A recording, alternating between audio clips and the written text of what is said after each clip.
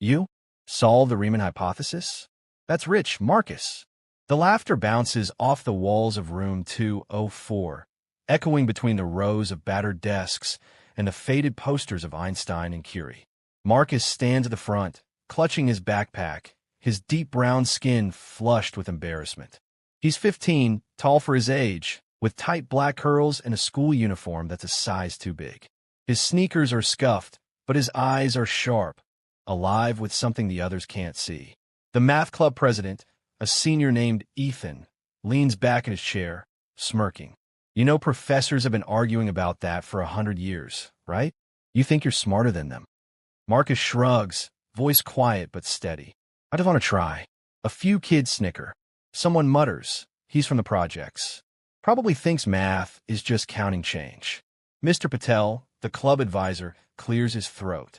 He's a small man with salt and pepper hair and kind eyes. But even he looks skeptical. It's good to be ambitious, Marcus. But the Riemann hypothesis is, well, it's one of the millennium problems. The world's best mathematicians haven't cracked it. Marcus nods, undeterred. I know, but I see something different. Ethan rolls his eyes. Go on then. Show us. Marcus steps to the chalkboard, heart pounding. He remembers his mother's voice, soft and fierce. Don't let them tell you what you can't do, baby. You see the world your way. He picks up the chalk, hands shaking, and starts to write. The room falls silent. At first, it's just numbers and symbols, but then patterns emerge. Lines and curves, connections no one else has noticed. Marcus's mind races, piecing together ideas he's been working on for months, scribbling late at night in the corner of his tiny bedroom, pages spread out on the floor. He explains as he goes, voice gaining confidence.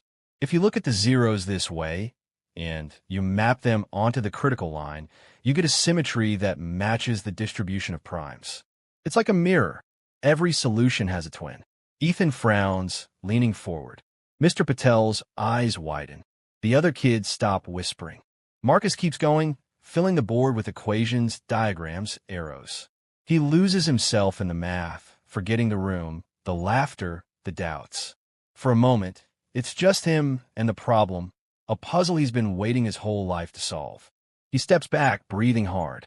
The board is covered in chalk, a tapestry of logic and intuition. The room is silent. Ethan tries to laugh, but comes out shaky. That's not how it works, man. You can't just. Mr. Patel interrupts, voice trembling. Marcus, where did you learn this? Marcus shrugs. I read a lot.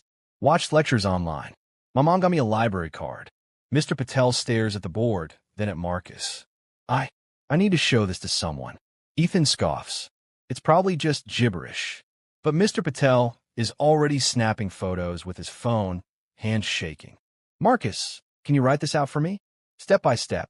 Marcus nods, heart pounding. He sits at a desk, pulling out a battered notebook, and starts to write.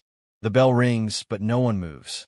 The other kids file out slowly, glancing back at Marcus, at the board, at Mr. Patel's stunned face.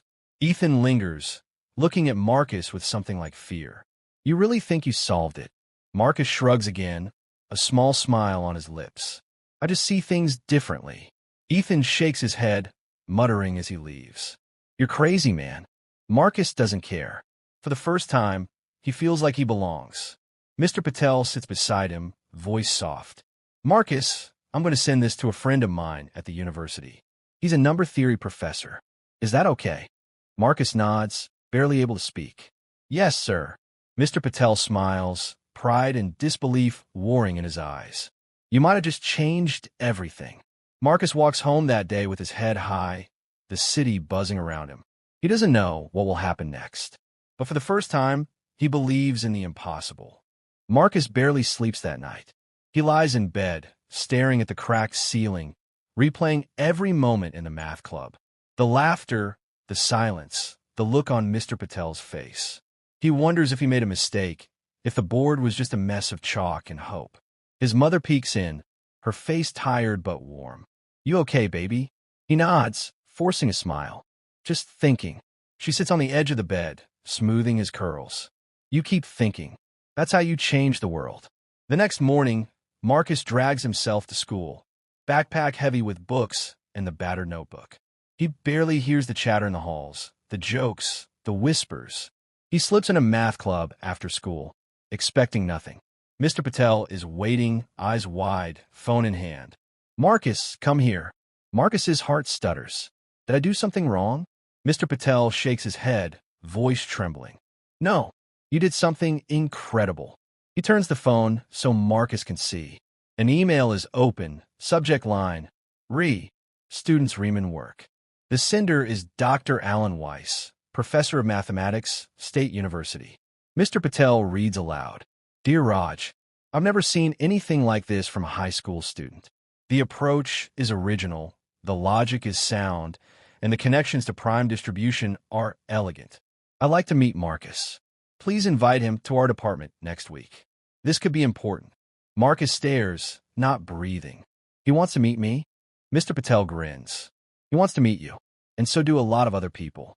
Word spreads fast. By the next day, teachers are stopping Marcus in the hall. The principal calls him to the office, shaking his hand, beaming for a photo. The local news wants an interview. Teen math prodigy shocks professors, the headline reads. Ethan corners him at lunch, voice low. You really did it, huh? Marcus shrugs, but his eyes are shining. I just saw something nobody else did. Ethan nods, respect in his voice. Guess I was wrong about you. Marcus smiles, feeling the weight of years of doubt lift from his shoulders. The day of the university visit arrives. Marcus wears his best shirt, still a little too big, but clean. His mother braids his hair, pride shining in her eyes. You show them who you are, Marcus. Mr. Patel drives him to the university, the city blurring past. The campus is huge, old brick buildings and green lawns. Marcus feels small, but Mr. Patel squeezes his shoulder. You belong here. They meet Dr. Weiss in a sunlit office lined with books. He's older, white, with wild gray hair and kind eyes. He shakes Marcus's hand, studying him with curiosity and respect. Marcus, I've read your work. It's remarkable. Can you walk me through your thinking? Marcus nods, pulling out his notebook. He explains, voice steady, hands moving as he draws diagrams and writes equations. Dr. Weiss listens, asking questions, pushing Marcus to clarify, to defend, to dig deeper. After an hour, Dr. Weiss leans back, smiling. You have a gift, Marcus, and you may have just made history. Marcus's heart soars. For the first time, he feels seen, not as a joke, not as a kid from the projects, but as a mathematician. Dr. Weiss stands, shaking his hand again. We'd like to offer you a scholarship. Summer research, mentorship, whatever you need. The world needs minds like yours. Marcus can barely speak. Thank you, sir. As they leave, Mr. Patel grins. Told you you'd change everything. Marcus walks out of the university, the sun warm on his face, the future wide open. The news spreads faster than Marcus can keep up. By the end of the week, his phone is buzzing with messages, reporters, professors, even strangers from other countries. Is it true? Did you really solve it? How did you see what no one else could? The school holds an assembly. The principal beams as she introduces Marcus to the whole student body. Let's hear it for our very own math genius. The applause is thunderous, but Marcus just smiles shyly, clutching his notebook. Afterward, Ethan and the other math club members crowd around him. Can you show us how you did it? Ethan asks, no trace of mockery left, just awe. Marcus nods, and for the first time, he feels like he belongs. He spends lunch in the library, surrounded by classmates eager to learn, scribbling equations on the whiteboard, explaining his thought process. The librarian brings him cookies and tea, beaming with pride. At home, his mother watches the news story on her old TV, tears streaming down her face. That's my boy, she whispers, voice trembling with joy. A week later, Marcus and Mr. Patel return to the university. This time, it's not just Dr. Weiss waiting. The entire math department is there, professors, grad students, even the dean. They usher Marcus into a lecture hall, where a chalkboard stretches across the wall. Show us, Dr. Weiss says, voice gentle. Marcus takes a deep breath, steps to the board, and begins. He explains his approach, the patterns he saw, the connections he made. The room is silent, every eye on him. He answers questions, defends his logic, even corrects a professor's mistake with quiet confidence. When he finishes, the room erupts in applause. Dr. Weiss stands, shaking his hand. Marcus, you've done something extraordinary. We'll need to verify every step, but you may have just solved a problem that stumped the world for over a century. A reporter from a national science magazine asks for an interview. What do you want to do next? Marcus smiles, eyes shining. I want to help other kids see what I see. I want them to know they can do anything. The article goes viral. Black schoolboy solves century-old math mystery. The world takes notice.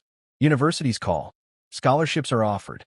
Marcus's mother is invited to speak at community events, sharing her story of hope and perseverance. But Marcus stays grounded. He still helps his little sister with her homework. He still visits the corner store, still walks the same cracked sidewalks. Only now, people greet him with respect. Kids from the neighborhood ask for his autograph. Teachers invite him to speak to their classes. One evening, as the sun sets over the city, Marcus sits on the stoop with his mother. She wraps an arm around his shoulders. You did it, baby. You showed them all. He smiles, leaning into her. We did it, Mama. You never let me give up. She laughs, wiping away a tear. You're going to change the world, Marcus. I know it. He looks up at the stars, dreams bigger than ever. Months pass, but the world doesn't forget. Marcus's proof is checked, rechecked, and debated by mathematicians from Tokyo to Paris. Some try to poke holes, but the logic holds. The Riemann hypothesis, unsolved for over a century, now has a new name attached. Marcus Williams, age 15 from the South Side. He's invited to conferences. He stands on stages in front of thousands. His deep brown skin and tight curls a beacon for kids who never saw themselves in math textbooks. He speaks softly, but his words carry. I just saw something different, and I believed I could. Universities offer him full scholarships. The city mayor gives him a medal. The president sends a letter. But Marcus's favorite moment is quieter, a Saturday morning at the rec center, where he teaches a group of kids from his neighborhood. He draws patterns on the board, shows them how to look for beauty in numbers, how to trust their own ideas. One girl, shy and bright-eyed, raises her hand. Do you think I could solve something big too? Marcus grins. I know you can. Sometimes the world laughs at you, until you show them what you're made of. At home, his mother frames the newspaper article and hangs it above the kitchen table. She still works hard, but now she walks with her head higher. The neighbors wave when Marcus passes. Even Ethan, the old math club president, comes by for help with college applications. One day, Mr. Patel visits with a letter. It's from the Clay Mathematics Institute, he says, eyes shining. They're awarding you the Millennium Prize. $1 million, Marcus. Marcus stares at the letter, then at his mother. We can fix the house, Mama. We can help the neighborhood. She hugs him tight. You already did, baby. You gave us hope. The story makes headlines around the world. Black schoolboy solves the impossible, inspires a generation. But for Marcus, the real victory is every kid who now believes they can do the impossible too. He stands at the chalkboard, surrounded by students, and smiles. Let's see what you can solve. And somewhere, in a classroom or a kitchen or a quiet bedroom, another kid picks up a pencil, ready to change the world.